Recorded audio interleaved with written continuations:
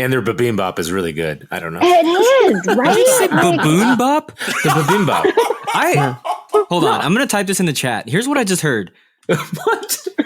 The bibim. I just heard you say baboon bop, like the monkey. I was like, what the heck is baboon bop? Oh, wow. Oh, goodness. Wow. You mean bibimbap, right? Bibimbap, yeah. Okay. On Korean Air for some reason.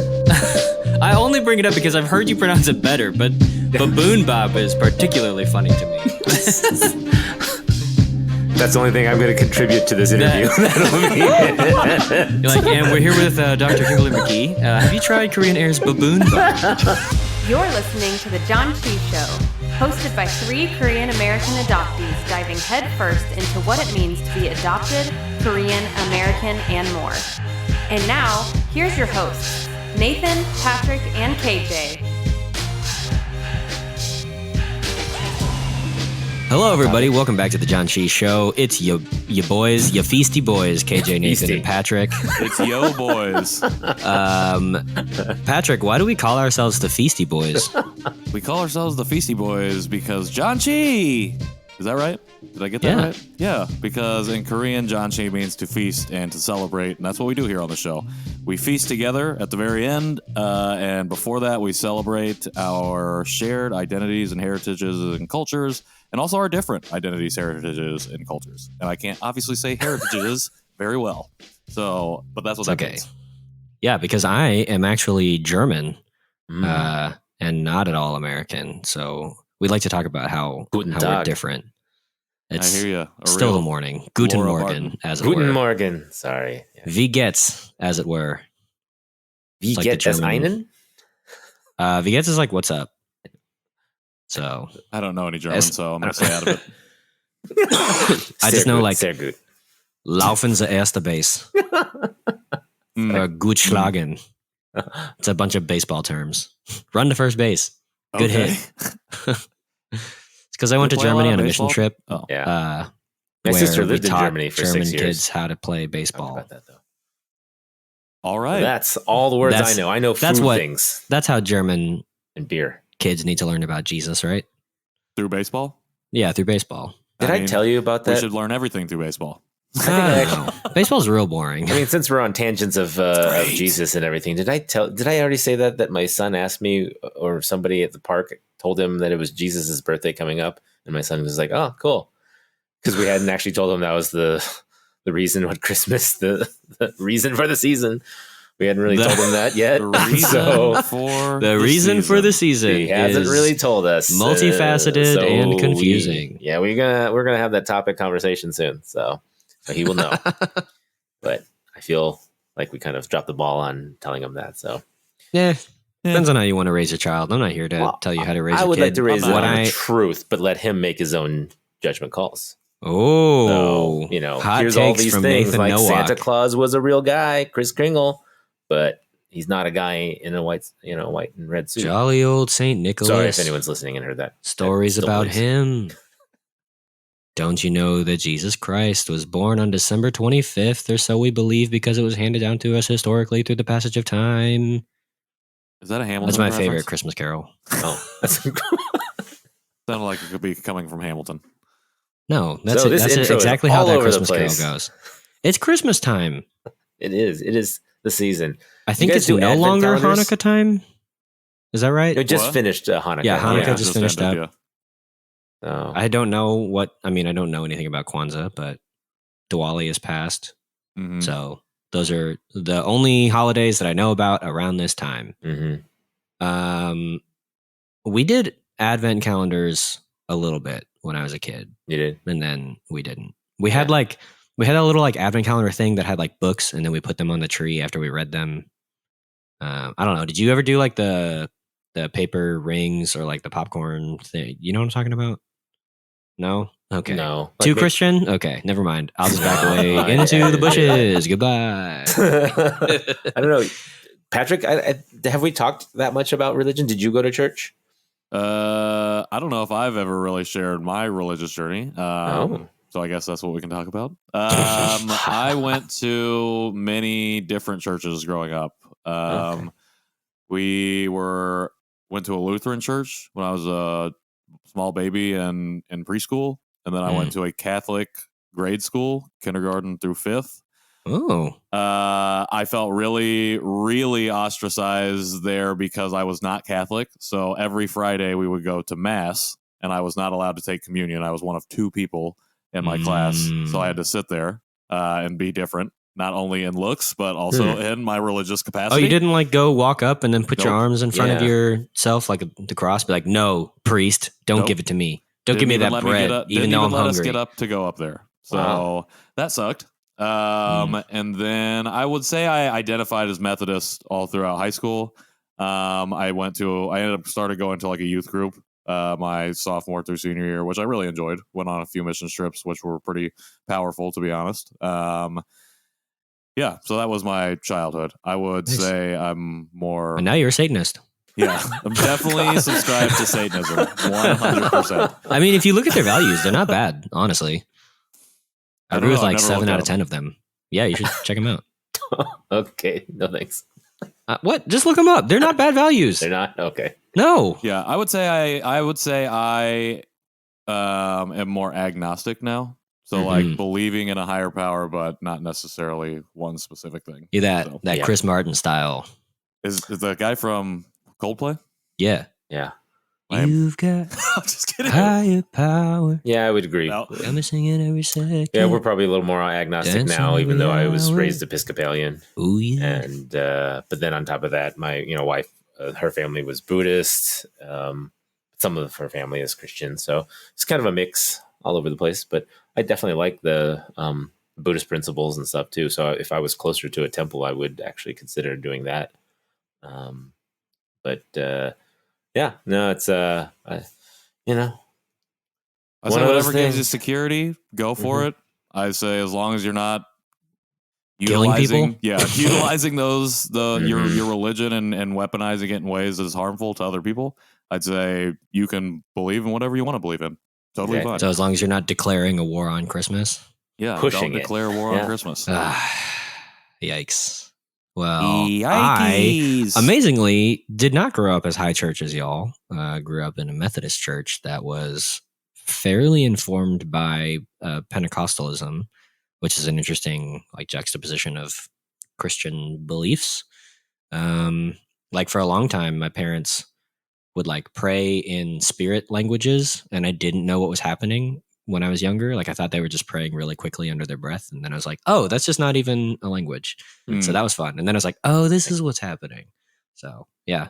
And now I don't know where I'm at. We had a lot of apostolic Christians around where I grew up. Yeah. So a lot of a lot of people I knew in school and like around our town were AC, as we would call it. I hope that's not derogatory, but like it's just the first letter. That's like Assemblies of God. So Assemblies of God call themselves like AG. So you good? Okay, all right. You AC, good? That's what, dude.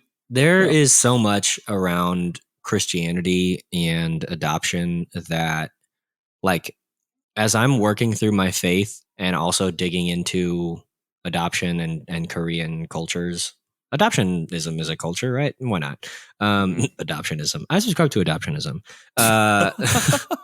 Like, I don't know, just detangling those things is really hard and confusing. And I was actually talking with Jerry about this, like how it's wild how Christianity in Korea, like the way that it happened, essentially caused the peninsula to like ignore thousands of years of culture and tradition and give it up for Western Christianity. And I think that that's really sad. And so, I don't know. I'm just working things out, and it's real confusing. But I mean, that's kind of the point of the show, right? Yeah. Is to we work deconstruct and work things out and be a safe space for understanding everything that comes along with being adopted. Well, I think it is so intertwined, you know, and I think just even if you were just approaching this as like analyzing and understanding our own religious beliefs, it's, you know, there's so many different things and so many different ways to practice and believe in things. I think that was one of my biggest issues with Christianity after I got to college and was growing up. It just felt really it felt really kind of discriminatory to other things. It felt like I left a lot of stuff out, and that drove me away from the church and really honestly having faith in a lot of stuff. And it only was through just going through a lot of hardships, to be honest, to start thinking about faith in a different way, which is how I kind of came upon agnosticism. And just like, because I do believe that there is some form of higher power, but I don't think that I would be ever capable of ascribing or being able to even comprehend what that is. You know, I mean, I want to go to space, and I can't even comprehend what it would be like to look out of the window of a spaceship and be above the Earth. I don't even know how. And that's when you realize that the Earth isn't flat. Yeah, exactly. Because Patrick is like, wait, where's the turtles? I guess really quickly, I think what made me think of this is because in my social justice class, we were in a lecture and Amanda talked about the overview effect, which is what astronauts experience when they first go up into space and they look out, like super overwhelming. Like, how do you handle all of that? And I'm just like, I mean, I don't know. I don't know. That's just kind of that's just something that I think about a lot. Yeah. Is getting to that point and being like overwhelmed. And I think I reached that emotionally in a lot of different ways and a lot of different times at my wedding 6 times. But it's just like, I think it's almost so unknowable in a way that I'm not qualified to really analyze it or define it in any way. Yeah. I would feel the same way if I was floating around in space looking down too. Man, that would be amazing. I would be very overwhelmed. Mm-hmm. Well, I mean, also just like the absence of gravity or like the absence of like significant effect of your body on and audio, gravity on your body. And yeah, and you're sound. Just like these things that we take for granted that are a part of who we are, once they're removed, like you begin to, I would imagine you're just like, wow, this really calls into question every fiber of my being. Yeah, I don't know, man. Like this type of necessary deconstruction, necessary unlearning, and like separating, like, I don't know, sometimes I'm like, man, we really go deep on, or at least I tend to go deep on this like deconstruction and like breaking myself and my beliefs down to basically nothing so that I can rebuild it stronger and more complex and things. But I think that that's a necessary and good process to understanding who we are and to building stronger humans. And I think ultimately so that we can build stronger worlds, build strong children, those kinds of things. And so that's why I'm really excited for this interview because Dr. Kimberly McKee it was an incredible time. And she is the author of Disrupting Kinship, which I have not read, but historically on the show, when we talk with authors, like just the level of conversation gets ramped up to new heights. And this was no exception. Patrick, you want to preview what we talk about in the interview? Yeah, so Kim shares a little bit more about her own story and how a lot of her experiences growing up led to her getting into the field of adoption studies. She talks about, how the idea of the book came about, and she lists off so many people who are foundational in this work that'll be included in the show notes. But we talked about just why the book is called Disrupting Kinship and why she's focused on this specific area of adoption studies and what that means for us as individuals and us as community of adoptees. So it's a really great conversation. I only fanboyed out just a little bit at the beginning. I think I did cut that out though, so it's all fine. But yeah,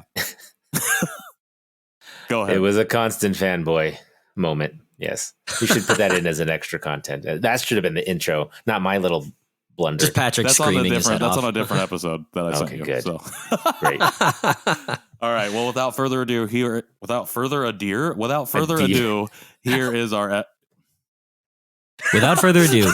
our interview with Dr. Kim McKee. Roll the clip. Roll it.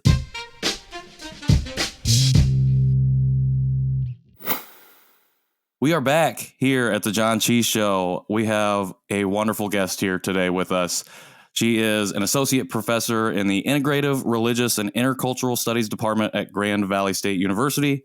She's a former assistant director of the Korean Adoptee and Adoptive Family Network, or KAN, and she is the author of Disrupting Kinship, Transnational Politics of Korean Adoption in the United States. Dr. Kimberly McKee is here with us today. Kim, how are you doing? I'm doing well. Thanks for inviting me. You are very welcome. Thank We're you for very giving us excited to have you on the show. opportunity. Yeah, Patrick is he's just doing a really good job at not losing his ever-loving mind right now. Yeah, I've learned that I can't get too starstruck when we're interviewing people because it's kind of off-putting. No joke. But oh my goodness, I'm just excited to be here. Yeah, we're excited to have you. I'll say that I pushed to, when we knew we had to reschedule you initially, that I pushed to have you rescheduled as soon as we possibly could because I wanted to have this conversation. So, sorry. No, it actually works out perfectly. So no worries. Excellent. We kick off every interview the same way. So we're going to ask, share as much or as little as you would like about your adoption story. Oh, goodness. So I was sorry, I listened to your podcast. I should know this. And yet I'm really caught off guard. Well, I was adopted when I was 5 months old from South Korea. And I was raised in Western New York. So I was raised in a suburb of Rochester, New York. And I reunited with my Korean family in 2013 after multiple unsuccessful attempts, which some were kind of just like reaching out to the agency. Some were a little bit, I think I put a little bit more effort. I was on a regional television broadcast when I was studying down in Jeonju. But it wasn't until October of 2013 that the agency reached out to me saying my birth mother had reached out to them. And funny story, though, the email which they first sent, they were like, just want to make sure, is this your correct email address? We have news. So, I wrote back and I was like, yes, it is. And, tell me the news kind of thing. And so I've been fortunate enough I was seeing them regularly. And then obviously have not been seeing them since the pandemic began. And I look forward to, the next time I'm able to go to Korea to see them. That's amazing. Did that journey to reunion, I know you said there was kind of like some stops and starts. Did that all happen when you were over there studying, or did some of that journey start before you took that path? Oh, some of that journey started before. Oh my goodness. So yeah. So I think the first time I reached out to the agency must have been around 2006, 2007. So probably right before I went to my first ICA gathering in 2007, which was a very long time ago when I think back to who I was as a person. And then I think I probably reached out a couple times afterwards. I was studying in Korea for the summer as part of the State Department's Critical Language Scholarship Program when I was in graduate school. And then that was only for the summer. And then I came back to the U.S. kind of thing. Very nice. So obviously being an adoptee and going on reunion, going even back to Korea play big parts in the work that you do. I was wondering if you could share a little bit about how you knew that was what you were going to go into, either maybe when you were younger or when you got to college. When did that journey towards this type of work start for you? The journey to sort of be engaged with the field of Korean adoption studies and adoption studies broadly began when I was getting my master's degree. So that would have been 2006, 2007. I was at the London School of Economics and their Gender Institute getting my degree in gender and social policy. And when it was time for me to think about what I was going to do my master's thesis on, it was either thinking about legacies of U.S. militarism around camp towns. So thinking about women's participation in sex work, as well as thinking about just camp town's existence, different kinds of Korean bodies being used for labor, et cetera, or looking at adoption. I ended up looking at adoption, and that kind of directed my path ever since. So that thesis, I was looking at the gendered effects for why South Korea still participates in adoption today.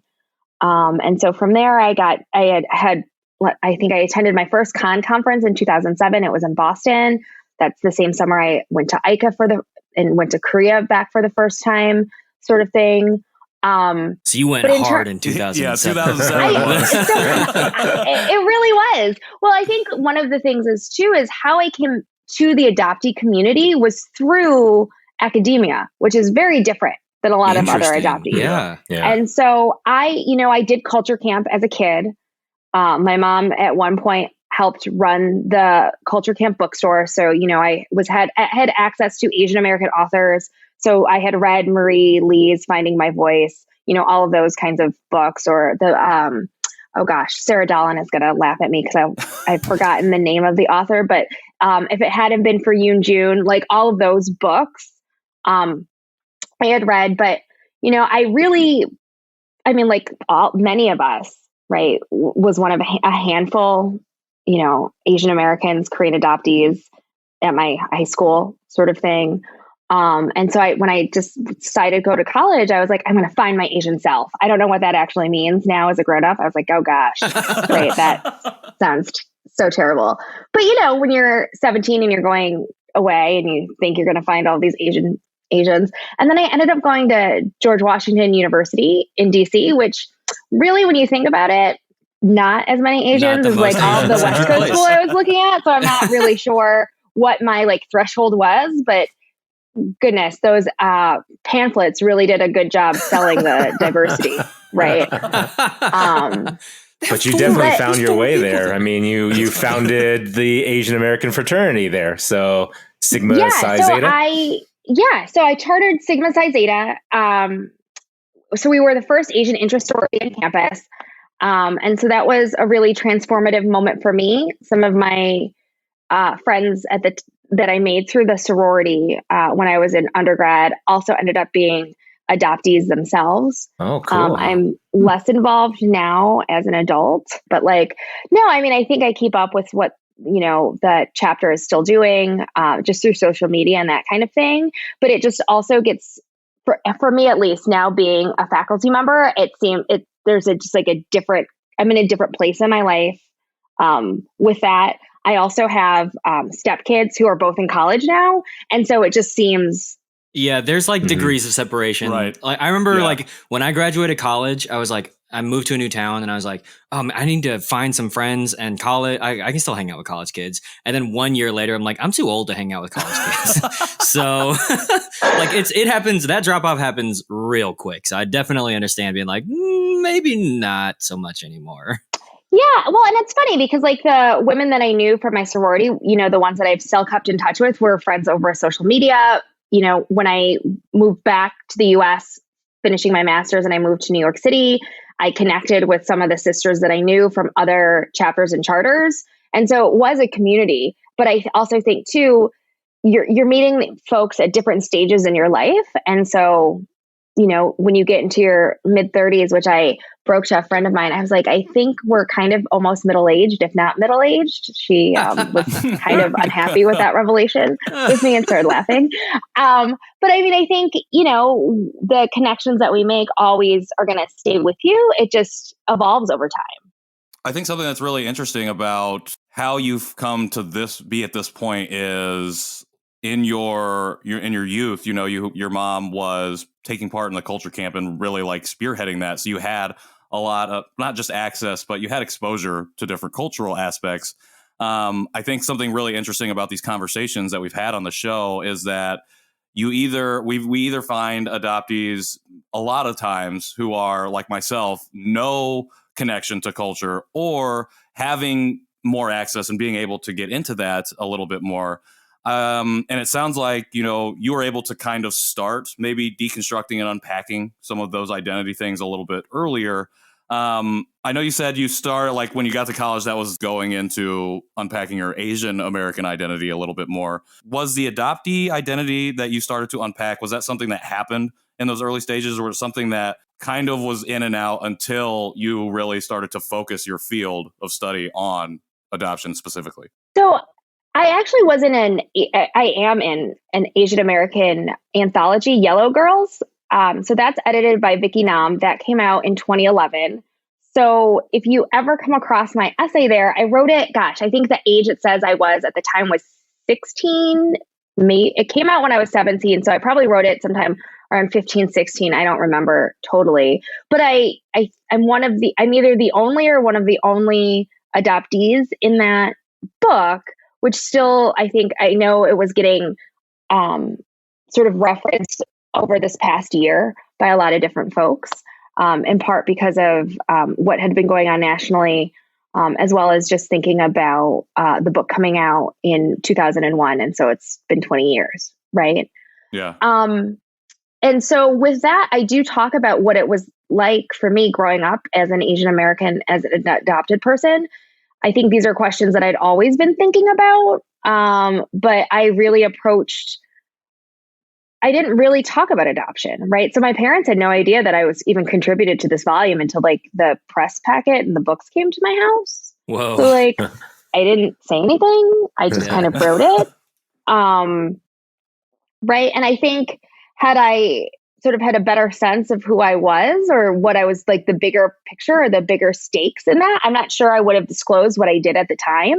Right. So when you think about like what you were writing at home when you were 16, I don't know if like, think about who you were at 16. Right. Yeah. And so, but I think for me, it was just trying to grapple with what it means to be one of the few Asian Americans and just sort of not having that sense of community. But also realizing too, because of internet technology, there was an Asian American community out there. Right. And so I was just starting to sort of connect with that. I was also teaching myself Asian American history and like Korean War history. I was kind of a nerd in high school. So I was reading a lot. And wait, the PhD? Huh. Okay. Interesting. All right. Right. So it was a little on brand. But yeah, it was because of those sorts of moments. I think I was thinking about it, but not in any kind of particular, I guess, concrete sort of way. I think it's really incredible that you had that initiative at that age because I feel like a lot of the conversations we've been having lately and we have on the show is a lot about language and how as kids or even as adolescents, teenagers, we weren't able to articulate like that experience or even, especially like for me, I would have been horrified of myself to try and even write something like that or explore that because I was so resistant to that part of my identity. And I think it's really incredible that you took that initiative and then kind of continued to do that. Even as you got into college, you started different clubs and really immersed yourself because you were seeking that. And I think it's really refreshing to hear because I think from adoptees that are older than myself, there's fewer stories of necessarily seeking that out. However, for adoptees that are younger than me, so I'm 31, for adoptees that are like even teenagers or early 20s, they are in that, I see that same vein or that same desire to go out and seek in that initiative. And I love it. When you look at the community now, do you see some similarities from your journey and like how you took it, even though different time periods, different, like you said, technology and access, do you see differences similarities between what you were doing and what you see in the community now as you reflect? If I think about sort of then, and now I'm in my, I guess by next year, I'll be in my late 30s. I think what's really changed is the way people can find one another. It's a lot easier now. But there's some things that I don't necessarily think have changed. Right. And sure. I think, the rise in anti-Asian hate really demonstrated that when you would hear adoptees who are younger, kind of reflect on the racism that they encounter. I've had the privilege to also teach at the Camp Sejong in New Jersey for one summer a couple years ago. And even then, talking with youth, it was very clear that a lot of the same kinds of racism, microaggressions that I face, sometimes continue to face, still exist, right? I think, too, I was listening to NPR, and I don't get a chance, this sounds so, like, esoteric, but I don't get a chance to listen to NPR a lot anymore because I'm not commuting to work, Sure. Right? But I happened to catch a broadcast where they were talking about adoptive parents wanting to talk about anti-Asian racism, right? and how adoption agencies were kind of facilitating some of this post-adoption services. And it was one of those things, because I don't want to misquote folks, but it was one of those moments where I was like, but there are organizations that have been doing this, right? So I think about Khan. I think about the adult adoptee organizations that have been having these conversations with through their mentoring programs and all of those other things. So there are avenues there, except for folks aren't even plugging into them still. And I think some of that has to do with the fact that, parents always like to think that they know what they're doing, and then they know what they're doing is right. You see this a lot with National Adoption Month, right? You see the way in which adoptees face pushback, regardless of age, right? Because we're forever perpetual children in some people's eyes. And so there are all of these ways that folks can be connecting to this vibrant community to make sure that their kids have access and resources, but not everyone is doing it because adoption is so hyper-personalized. So whenever anybody critiques adoption as a system or as an institution, people are like, but what about me? What about my family? And this is not only just adoptive parents, this can be adoptees.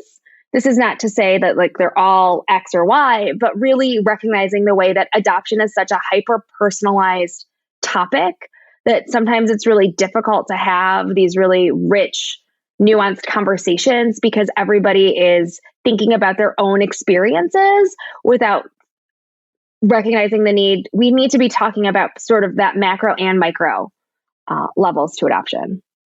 And on top of that, I also agree that it's not all black and white. And it seems a lot of cases like that, or people discussing it on the internet are talking about the black and white, but there's so many shades of gray in between, and there's so many different levels.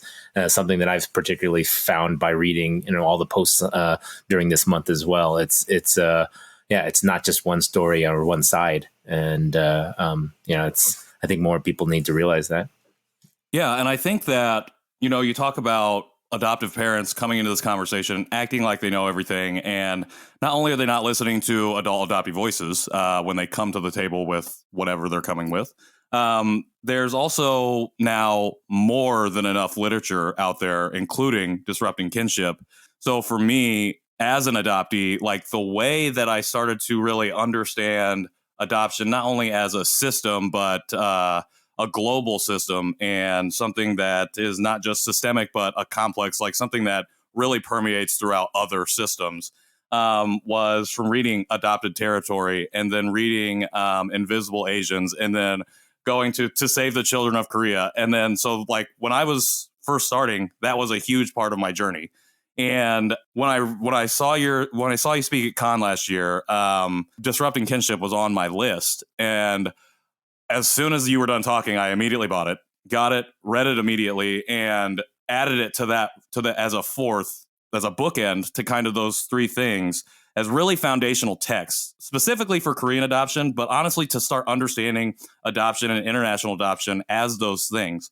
So I was wondering if you could talk a little bit about the journey from the people or the texts that have come before and how you've built upon that with Disrupting Kinship, how you took that from an idea or however that came up to realizing it fully as the book that we have today. Oh, wow. So I think for me, because if it wasn't for people like Tobias Hubinet, Alina Kim, Lena Myung, Kim Park Nelson, who really laid the groundwork for Korean adoption studies. And I think that's really important because this field has been around for quite some time. At the beginning of this, I mentioned that I went to ICA for the first time in 2007. Honestly, the reason that drew me there was the first International Korean Adoption Studies Symposium, which really reflects how much like of a nerd I am, because I was like, I'm going for the symposium, people. I wasn't even going, I went to all of the other things, right? And it was a great experience, but I was going because I wanted to see those folks, right? I wanted to meet them. I had been engaging with, at that point, for the most part, a lot of the work they did as graduate students, right? And so, but I think for me, it's important to call attention to that, because as more and more folks get involved within the field of adoption studies, or as adoptees are starting to have these conversations, it's critical that people recognize that this field has been around, that there's people having these conversations, and you need to be engaging with that work. This also includes people like Sarah Park Dahlin's great work around children's literature and her dissertation looking at adoption representation in children's books, right? This includes people like Sarah Duncan Morgan and her work around and communication around like birth, family and reunion, that kind of thing. Hosu Kim has a great book looking at birth mothers, and she has been doing such great work there. It's people like Kit Myers. He's an Asian adoptee, non-Korean adoptee, and Kit is faculty at UC Merced, and he does really great work. And one of the concepts that I like about his dissertation, and it was a journal article, and I'm hoping it'll be in his book, is talking about adoption through the lens of the violence of love, because I think it really captures the reverberations of adoption and what that looks like. Because people always want to celebrate adoption. But to circle back to sort of your question that had me think about those folks, I spend a lot of time thinking about their work because those are the folks who came either before me or that I came up with. So at my first conference, I met Elise Prebin, who has a book, Meeting Once More, talking about birth, search, and reunion. I met Elizabeth Rowley, who has a book called Selling Transracial Adoption and looking at U.S. domestic adoption. It's through those spaces that I got introduced to people like Jae-Ram Kim, right? And so I think about those folks, and it's both reading their work as well as just in everyday conversations with them that have really transformed how I ended up thinking about what I did in graduate school when I was working on my PhD and my dissertation that turned into the book with Disrupting Kinship. And so in the book, I coined the term the transnational adoption industrial complex, the neo-colonial multi-million-dollar industry that commodifies children's bodies.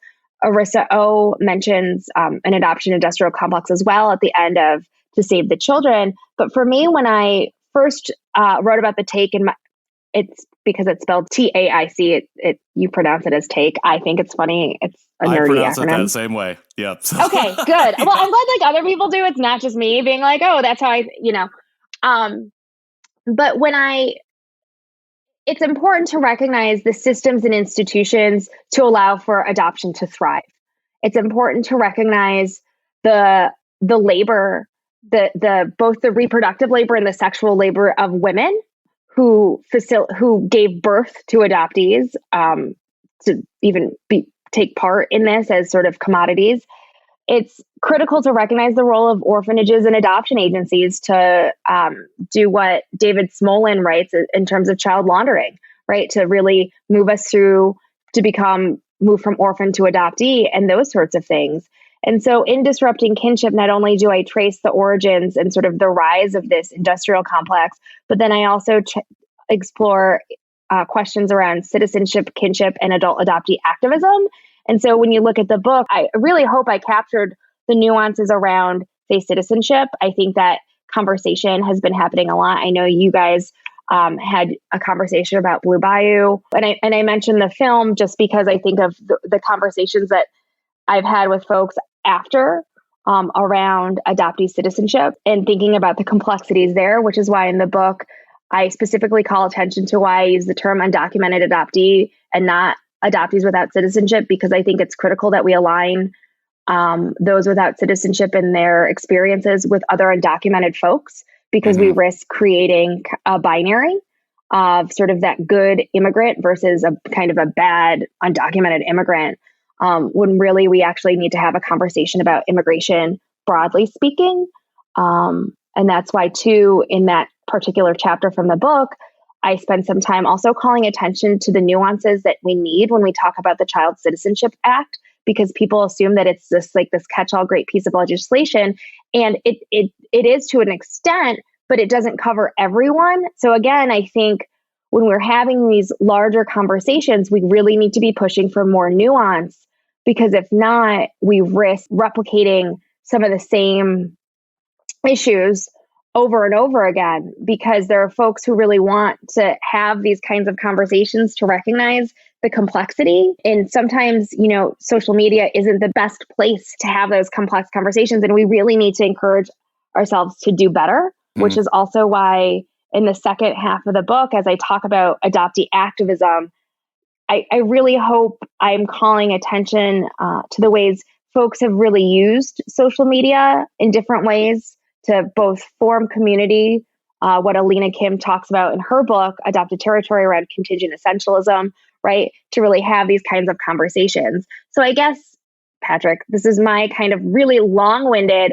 roundabout way to say that I really see myself hopefully building and extending the conversation set forth by my esteemed colleagues around not only the history of adoption, but also really trying to frame it around concept of citizenship, family, and activism.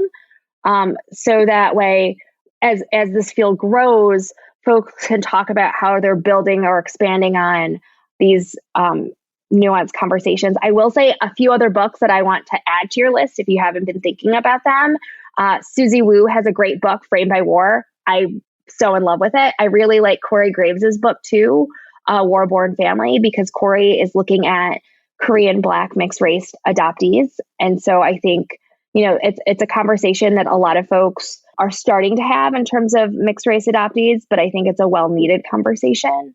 But those are the two books that that really excited me recently. And same with, this new book called Reencounters as well, which is looking at diasporic memory and sort of Koreans broadly. I love that I think about it as an expansion on what comes before, because you really dig into talking about adoption and adoptees, and particularly undocumented adoptees, in the larger frame of every other marginalized group. Like, you really, instead of isolating and separating us as many people have already done, as the narrative normally does to us, or as we as adoptees can do and get kind of isolated in our own groups, you put it in a framework of how we can actually work towards liberation, because we have to do it together as opposed to in our separate groups. We can't do it individually. We have to work in solidarity with each other. And I really think the best way of expansion in my mind, the thing that really stuck out with me, was the difference between the macro and the micro levels, and how you really brought those into focus. And I think anybody who picks this book up is going to have a lot to chew on, because it doesn't just sit in one simple or specific category. You really touch on a lot of different aspects of not only the transnational adoption industrial complex, but adoptees specifically, on how they're navigating these things. I'm wondering, during all of this work, did you uncover anything specifically that you were surprised by, or anything that really you weren't aware that you were going to be either writing about or talking about as you were going through Disrupting Kinship? As I was finishing up the book, I started thinking about the way stock stories are used, right? So thinking about what it means for adoptees to believe certain information is always true, but then realizing somebody is kind of a really good fictional writer. So in the book, I talk about looking at the sort of the case studies and like the descriptions that we sort of get sent in our social studies to our adoptive parents. And when I was at the archives, I noticed a pattern, right? So we were all kind of bright-eyed, round-eyed. We had really nice eyes. We had good noses if they noticed those, right? But it was always kind of this similar language. Everybody was found at a police station, and this isn't I'm not trying to be flippant, right? Or erase those unique markers to you. So like if you were like, but I look at my photo that was sent to my adoptive parents, I did have round eyes. I did have a cute nose. Cool. That's great. Not trying, again, to talk about you as an individual, but for me, it really demonstrated the way that these processes were so institutionalized, right? Mm-hmm. That as much as we like to believe we were unique, we were also interchangeable. And I think Deanne Borchay-Lim's In the Matter of Cha Jung-hee, the documentary, really demonstrates the interchangeability of adoptees and what that looks like. And so I guess it wasn't one of those things that really totally surprised me, but just kind of as I was chewing on it and thinking about that, it really struck me. I was also wrapping up the book, it's funny when you start a project and versus where you are in your life kind of ending a project. And so, there's a few things where I talk about at the end of the book and kind of thinking about the conclusion around family and kinship and what that looks like and what it looks like in terms of the money that is still getting sent to Korea, not just through folks adopting, but thinking about the monetization of adoptee returnees and what that looks like and how much money is getting made off by us going. This isn't to say that I'm going to stop going. I love going to Korea. I miss going to Korea.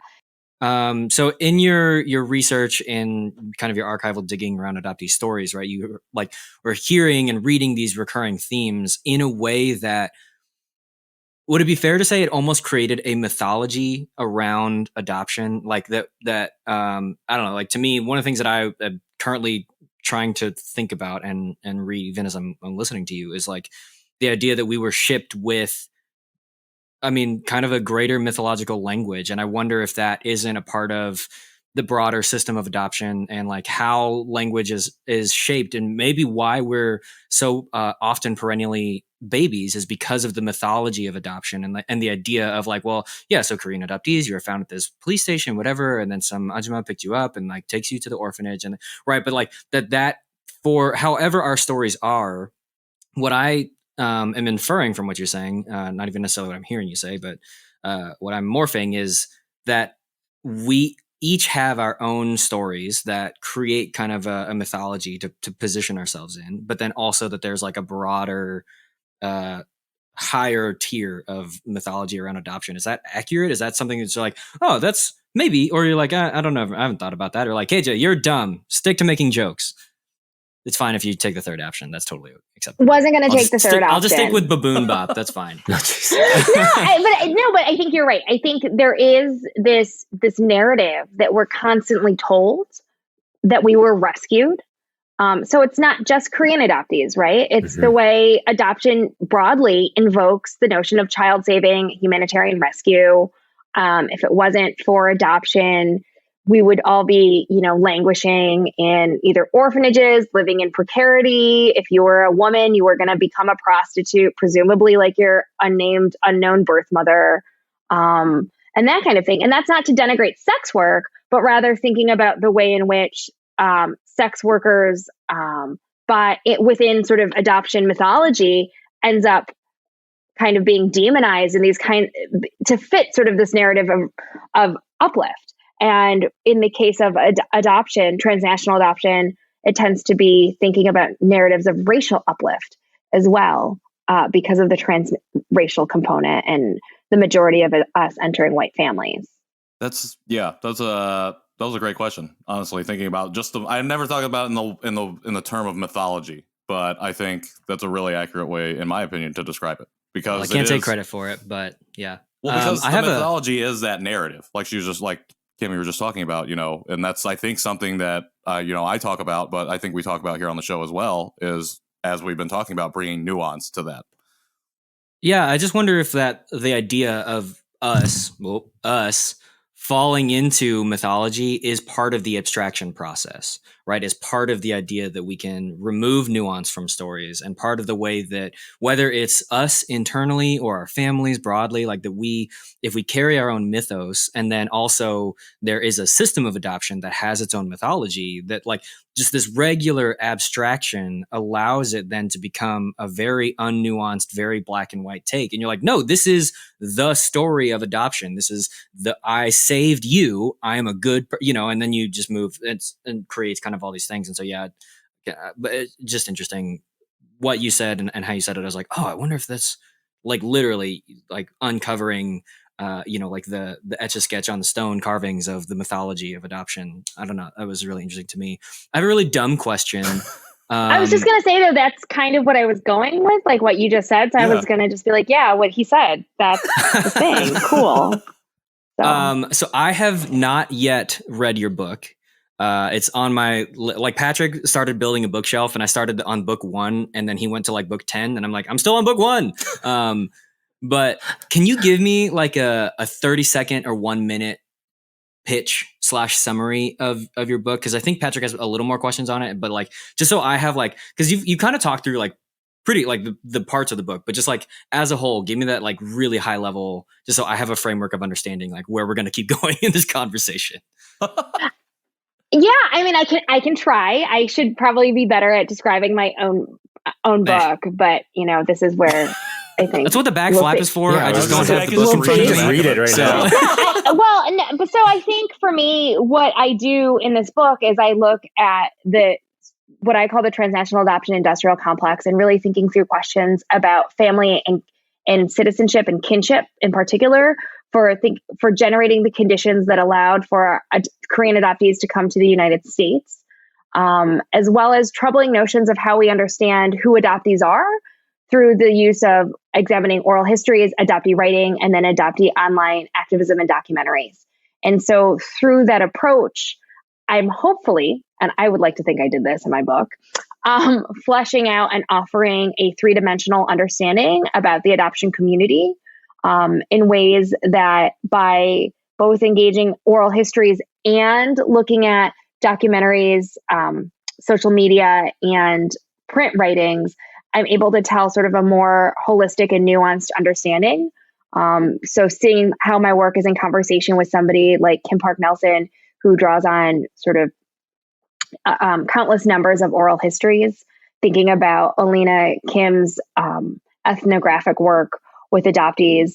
And again, just continually seeing myself building and extending the conversations that they're already having, to create a more nuanced portrait of how we can really see the adoptee community.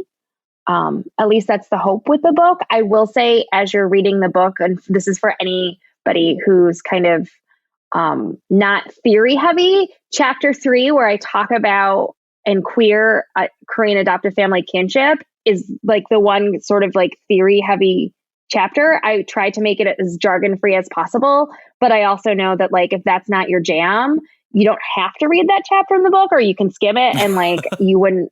But I think when I write, so not only when I wrote my book, but now I'm working on a new book project as well.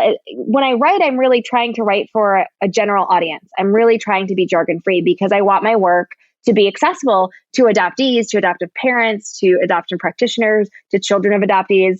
I want it to have both an academic and a non-academic audience, because this is important. It's the way I engage with the adoptee community has always sort of been through my work, whether it's been my work with Con or my academic work. Yeah, and I mean, as a reader, as someone who has read the book, I think that you weird flex. I think that I read books. I think that is something that you've definitely accomplished with that, because I think that was something I wanted to highlight, was the accessibility of this book, because it doesn't feel heavily scholastic in a way that makes it unapproachable. I think that can push people away. And that's something that as I've been on this journey, have advocated for people to approach these texts and knowing that it shouldn't take you out of it. It can, because there are a lot of heavy and deep concepts that are being dealt with here, but that by engaging with this work, we can have a deeper understanding and more nuanced conversation. And I had something else and I've completely forgot it, but you did talk about, something that you're working on now. And that was going to be where I was going next, was, this is such, in my mind, a seminal piece of work. Where do you go after disrupting kinship? I feel like it's made a huge impact on the community already. Where for you is the next place in terms of study, in terms of research, in terms of sharing? So I'm still looking at Korean adoption. I'm actually looking at Asian adoption broadly. And so the new project that I'm working on, I am fortunate to have a year-long research sabbatical this year. It was delayed from last year. And I think for this current project, I'm looking at representations of Asian adopted women and girls in U.S. popular culture in the last decade of the 20th century and the first 2 decades of the 21st, to really think through questions of how rhetoric around colorblindness, multiculturalism helped inform how adoptees and adoption was understood. But I specifically focus on sort of race and gendered depictions to get at the nuance of what it means to be an adopted Asian American woman and girl. because so often adoptive parents or adoptees actually rather reflect on how their adoptive parents were ill-equipped to talk about the way in which Asian women, including myself, were racialized and hypersexualized in particular kinds of ways. So some of that work I've already written about, so can be found in previous publications. I'm expanding it a little bit more. So I look at Woody Allen, Soon-Yi Previn, and Mia Farrow to think through questions around kinship and disability and multiculturalism through that kind of very high profile case of many different things, and to also think through questions of sexual violence and coercion, and what that looks like when you are a white adoptee and an Asian adopted person, and what that means. Because while Soon-Yi has never publicly really spoken out, besides both, reaffirming her relationship with Alan, as well as, her very limited interviews where she talks about Mia Farrow. I look at sort of public records and both Alan and Farrow's memoirs and biographies and that kind of thing too, as well as the documentary, to hope that we can have a more nuanced conversation about what that looks like. At the same time, what I also am looking at, and what I've written on too, as I'm thinking about twinsters, I'm looking at, and so that's building off an existing piece of publication to really think about more mainstream representations of adoption. So I think about Twinsters in kind of what it did when it was released on Netflix, right? And so thinking too now about the new documentary Found, which I'm not writing about, which I'm interested in though, right? Because I'm interested in thinking about what kind of Twinsters did and what Found is doing, but also thinking about prior to that with Somewhere Between. So I, for me at least, as I've been working on this project and continue to write, I'm thinking about how representations in U.S. popular culture. So again, thinking about documentaries, public controversies, right? So thinking about Soon-Yi Previn, thinking about television shows and that sort of thing. Well, I think that something that's really struck me about this conversation, which I already kind of knew just from reading Disrupting Kinship and having heard you speak before, is like I was talking about, you deal in a lot of really heavy stuff, not only from just a complexity standpoint of trying to unpack a lot of these things like the TAIC, but also with the work that you're doing now. And I think something that I've really been talking about, or I've been privy to conversations that have been happening a lot in the community, is just how much emotional labor goes into doing work like this. How do you find time to not only maybe do self-care, practice self-care, but how do you balance like your own personal life and then the really deep research and immersion that you do in the work in the adoptee space and just the general Asian American injustice space from an academic standpoint?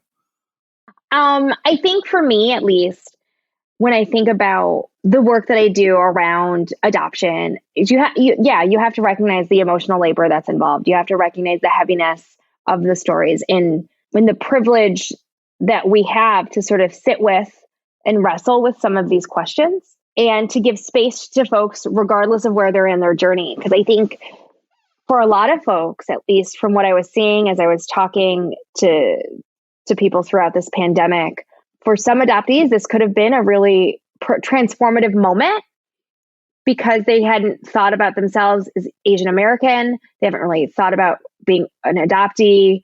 And so what that looks like, right? So honoring that. And I think we have to. And I saw that a lot too with my work with Khan, right? You see folks in various points within their journey. And I think it's important that we recognize that we're not all walking that same path. There may be similarities as we're learning more and reflecting more about adoption.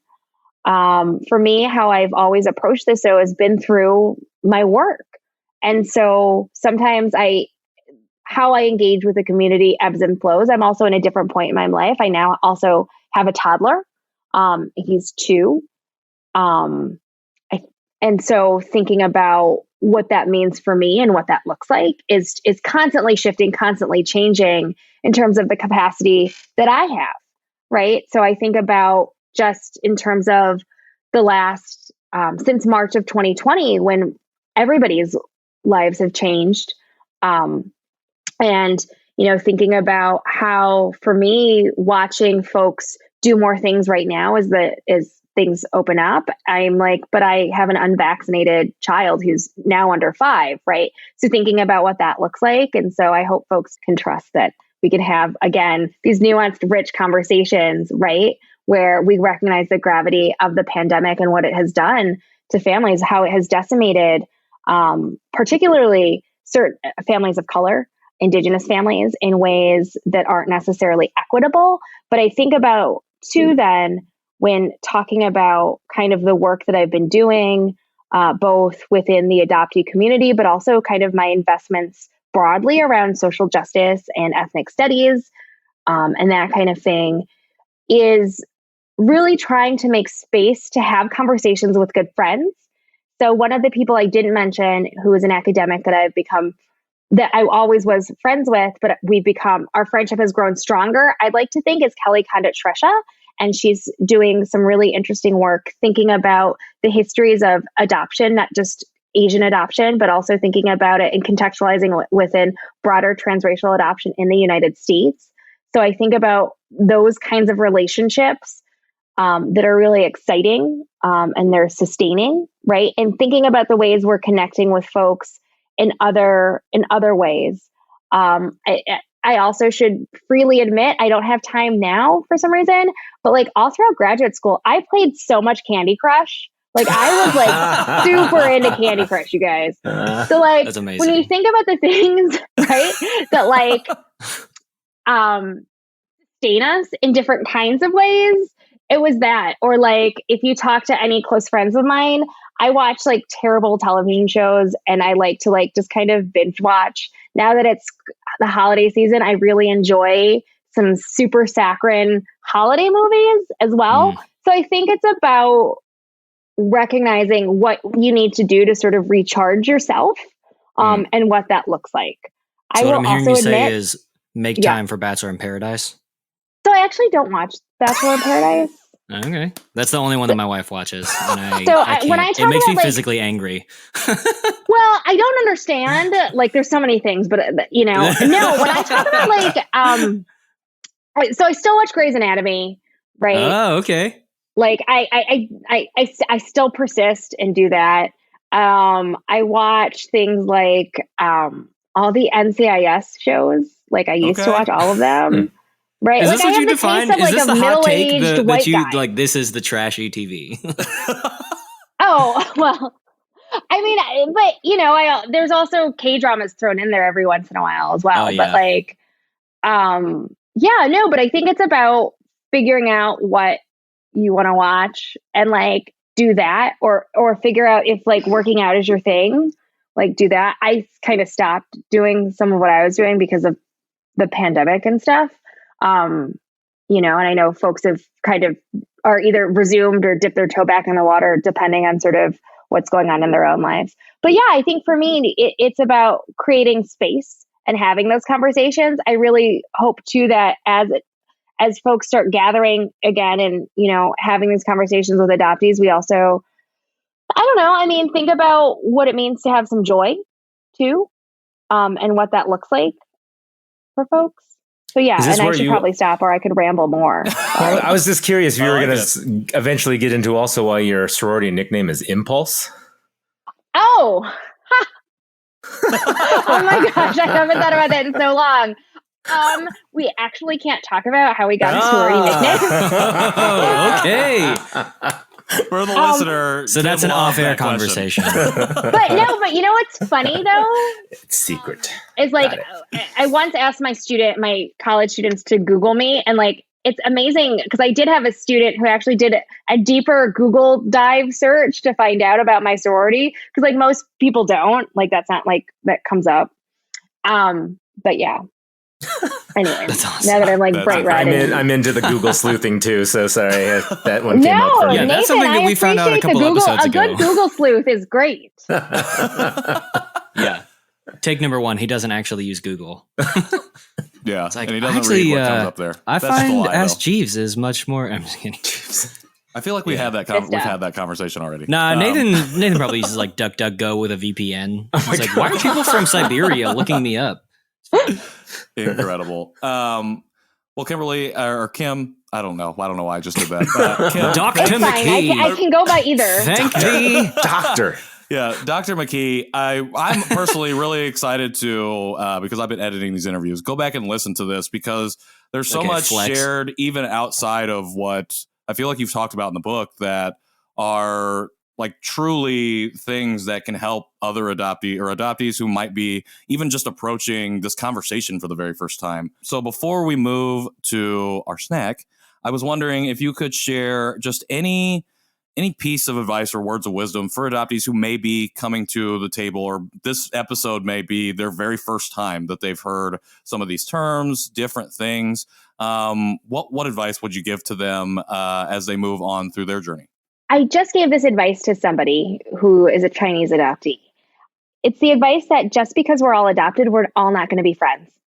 And I say that because I think sometimes the adoptee community can be so overwhelming and it's so exciting to meet other adoptees. And then you're like, but wait, there's adoptees that I don't get along with. And it can sometimes feel weird. But we have to remember that adoptees are like any other person that you're going to meet. They just also happen to be adopted, and that's your shared identity experience. And just because you meet one person and that you may not sort of click with or whatever, or like it just seems a little weird, like meet more, right? And you'll find your community. But you also shouldn't feel like you have to force relationships either. And if something feels different, think about why that feels different. Is it different because you've never done it before, or is it different because you're getting a weird vibe, right? And I think that's important. Or is it different because you realize politically you may not be aligned? So that's, yeah. Oh, go ahead. No, I think that's my biggest piece of advice, because sometimes we need to have like permission to be like, yeah, you're cool, but like, I don't necessarily want to hang out with you. No. Yeah, no, that's great advice, because just a couple of days ago for NAM, people were writing about the adoptee community, and that is something that I think a lot of people do realize eventually as they start getting into it, is they're like, wow, I really connect with a lot of people, and then I don't connect with a lot of people. And it's because, yeah, like you just said, we're connected on the adoptees only, and that shouldn't force a friendship or even any trust in a person either. So, Yeah. Well, and it can be such a slap to the face. Like with the inception of our show and really our relationship, it was like lightning in a bottle. And I think that was such a wonderful thing. And then for me, like I'd met a number of adoptees who I really vibe with, like kind of the same thing. And so I'm like, oh, this must be the way that it is being inside of the adoptee community. So to your point, remembering that adoptees are in fact human beings and are allowed to be in fact human beings is a really nice, like, no, you need to, I mean, it's fine to not vibe with everyone. You're not, you know, in the same way that like I'm a Cowboys fan, but then I meet some Cowboys fans and like, I never want to be a Cowboys fan ever again. Wait, I'm in really? Dallas. You are? Yeah. Really? Yeah. Oh, really? Sometimes I'm like, I wish that I had grown up not in Dallas, so that I didn't have to be a Cowboys fan. But She's here I closed am. the Zencaster. So, She's Yeah, logged it's off of fine. Zoom. okay. You are now that example of who she doesn't want to be friends with. Yeah, no, that's fine. Okay, if you're like, you know what, Like, actually, I we feel don't. like but did you like? Okay. Yeah. Okay. We need to take a break and hash this out off air. When we come back, we'll be eating some food together because meal times are the place for reconciliation. Here's the break. Oh, that's incredible.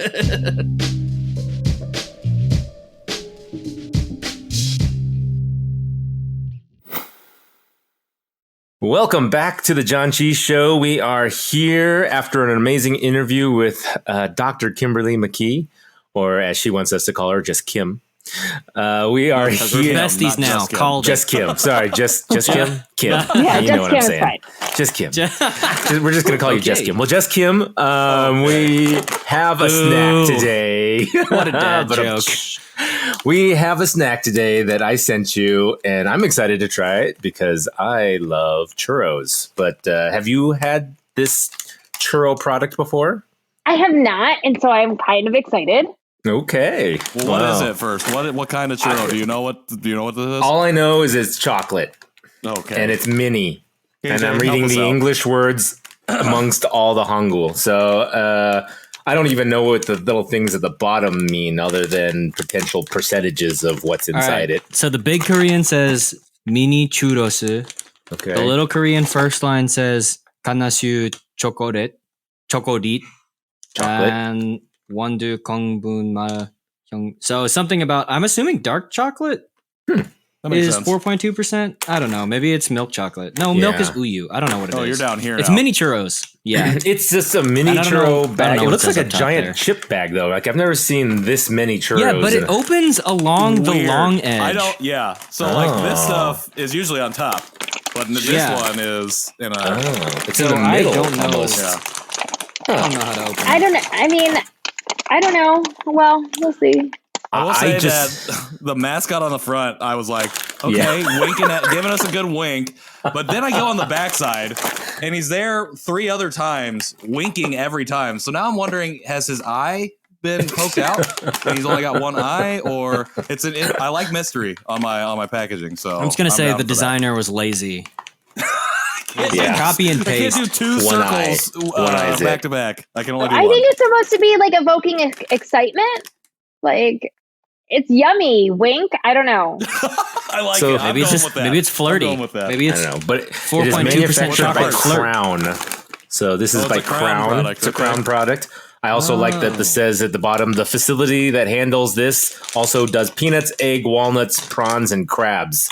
I don't know why you're so into allergen notification. Like it's like everyone. I love that these have the allergens listed Because just in my case. kids are allergic to peanuts. That's why. That's fair, actually. Oh. So I Fair. look We up did find that out kind of through the frequently. course of the show. Yes, we did. Oh, One yeah, time, because of the Nathan show. didn't pay attention to the allergens. and was I like, don't "Oh, no, remember my what kid." episode that was, but don't worry, everyone. My kids are still alive. So let's crack Ooh, into this this is- one. Great disclaimer. My you got that kids good are still stuff. alive.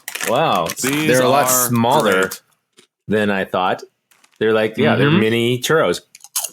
There's a friend of the show, well, Sarah Dolan and her husband Jeff, Oh, yeah. gave me a care package when I went and met them when they were in Champaign. SPD. And they had a mini churro, different brand.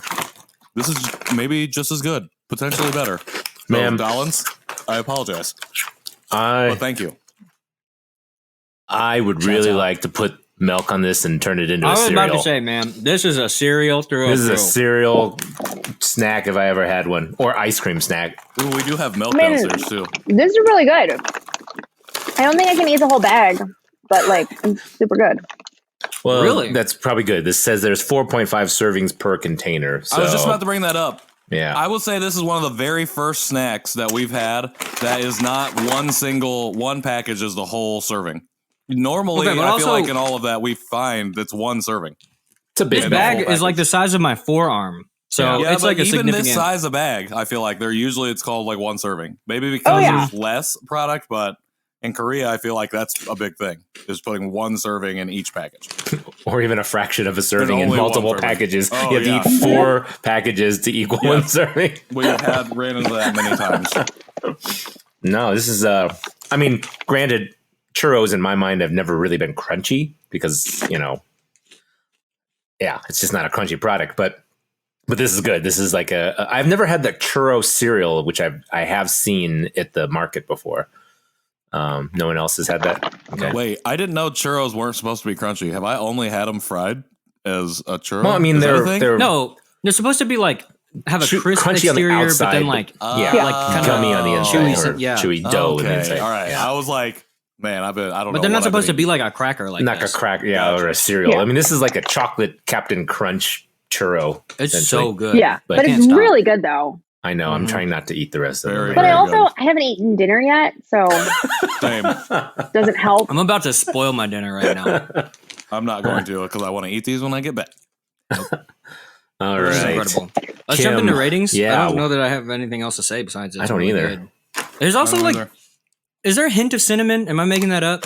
Yep, I can get Nope, a little there's bit cinnamon in it. tiny cinnamon. And I think that With cinnamon. that's really elevating Yeah. this whole thing for me. All And right, let's caramel jump into sauce. Ooh. The caramel I can't taste, but it's the Yeah. ganache chocolate. I felt like now that Oh, I'm somebody looking at the watches Bake Off. ingredient list, Mm. when I opened it up, I could just it was like the overpowering chocolate scent. It's delicious. So it's not the pea flour that you taste? Because there's that in there. Okay. This dude. Okay, sir.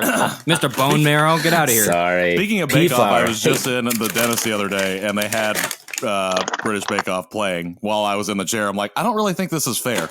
You're like, I feel like I'm getting a cavity. Yeah, I was like, So that you wait a can. minute. They're like, you have a cavity. I'm like, it's from the show that you just made me Yeah. watch. Pea Dude, why are you flour, playing Cake Week on repeat? Exactly. pea flour is good for protein, just so you know. There you All go. right, well, how many pea flours out of 5 are you giving this product? Nathan. Nathan. No. So I was No. asking you, obviously. Asking me, Staring I right think at this you. is perfect. I'll give it a 5 out of 5. Wow. Nothing Kinda else hard. to say, It's but kind it's of nothing perfect. else to say about it. There's nothing that would make it better. Other than if I was dipping it in chocolate sauce, caramel sauce, or eating it with milk. But as far He as the said product, it's perfect, and he lists This is off perfect. 7 things that he would add to it. But I think it would have only elevated, I'm, like at the I'm the guy standalone. who always wants the cherry on top of the sundae. So Okay. yeah, That's okay with me. I'm here for Oh. it. Just wanted to point it out. Amazing. KJ, how many pea flours out of 5? I'm stuck I'm on it now. also gonna give this 5 pea flowers, which is surprising to me because, as we all know, I'm not huge on sweets. yeah. But this true. is great. I The could high dessert demolish this rating for entire you. bag. Yeah, it's really good, and with or without the milk, I don't know that I would dip this necessarily in anything else, but like, yeah, I definitely want some milk chase. I don't know, man. It's so good. I don't Sarah, you better get in here. I'm gonna eat all of it otherwise. Okay, well, we All went right, for go on. Sarah. Kim, how about you? Out of 5, what are you going to give these?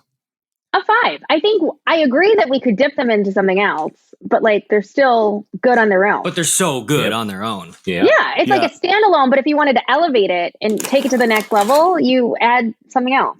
That's true. It's Like like- that icing cream that you dip in. Like, that's what Like I would really Dunkaroos. like to dip these. Yes. Like yes. Dunkaroos. Dunkaroos. Yeah. Now that I'm That's so showing good. it to you guys, does it also look like an okra? Yes, it does. I can see that. Yeah. I can But see that. why would you make that visual association for the don't listeners know. who can't see it? They're like, imagine chocolate okra.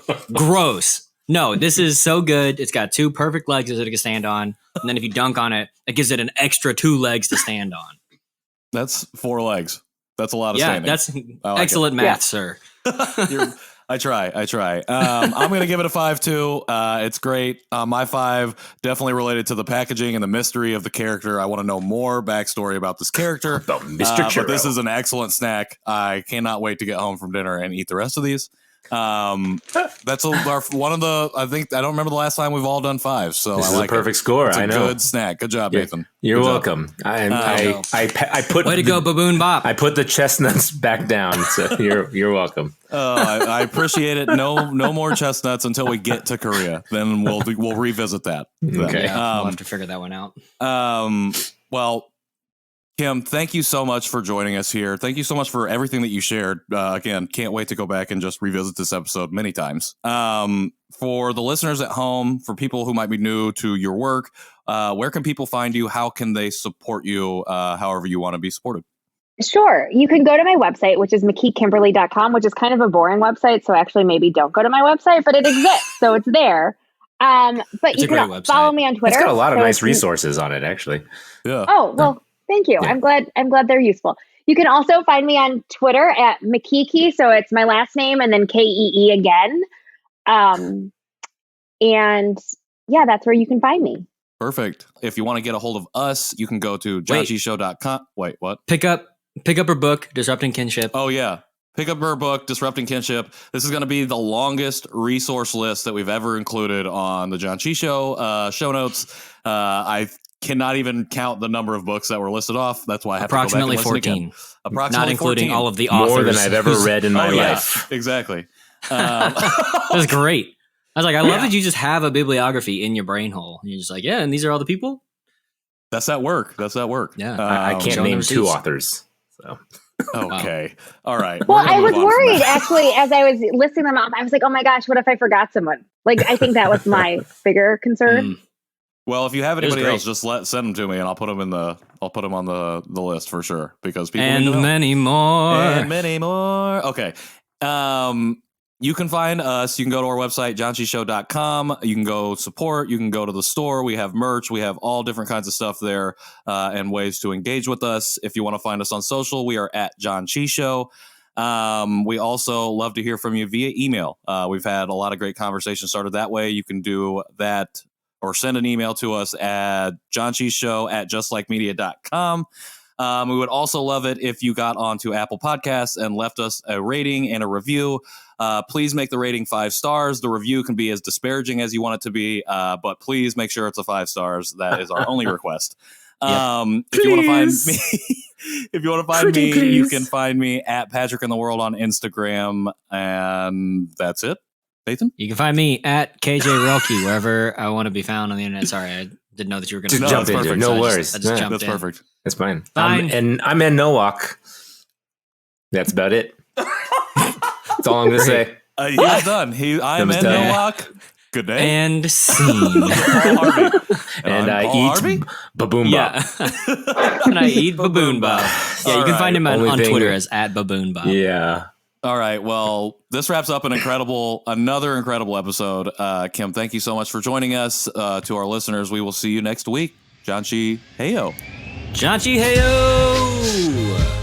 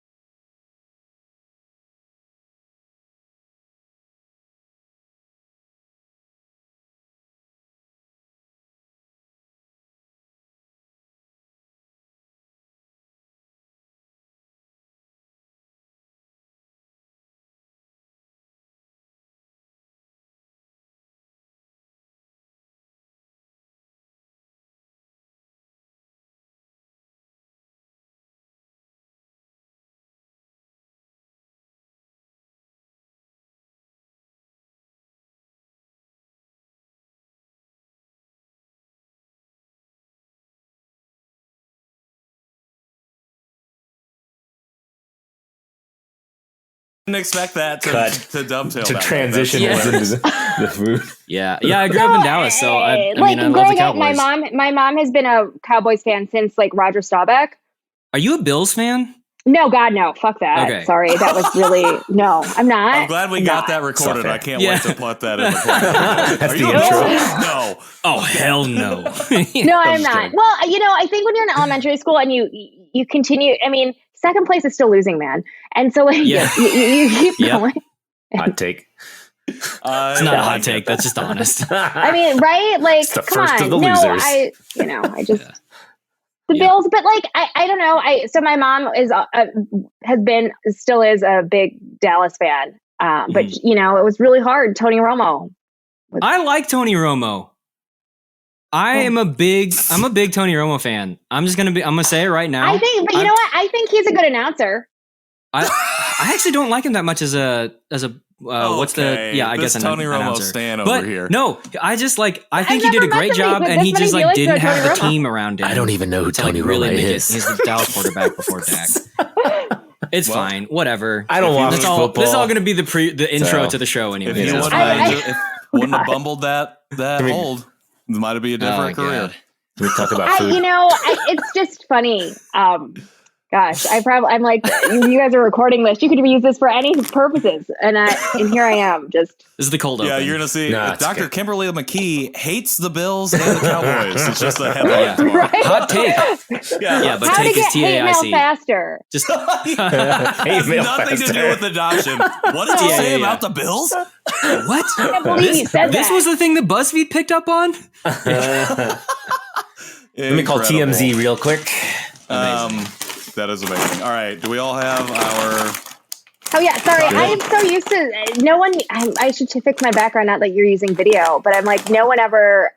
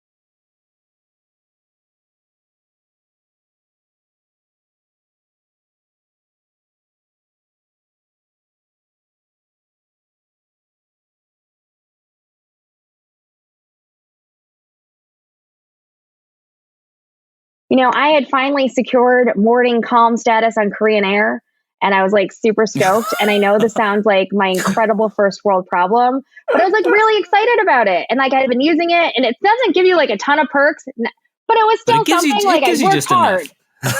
It's the I little worked hard for things. this. But I will say their Korean food is like really legit though. Like it's really, I think it's tasty. And maybe that's just like the adoptee in me, being like, oh, that Korean Air Korean food. But I think as airline food goes, it's like one of the better. It's really funny. I would much rather have that. when I would fly, when I used to go to London and stuff and fly British Airways, I would get vegetarian because I could get some really good vegetarian Indian. Yeah. That way on that That's flight. a good idea. Yeah. Shoot. Huh. Yeah. So that's like another, I guess, tip if you are engaging in any kind of international trips to the UK, you should try that out. But anyways, I don't even know what we were talking about. I'm now thinking about like had a question. airplane food and travel. Yeah, I had a question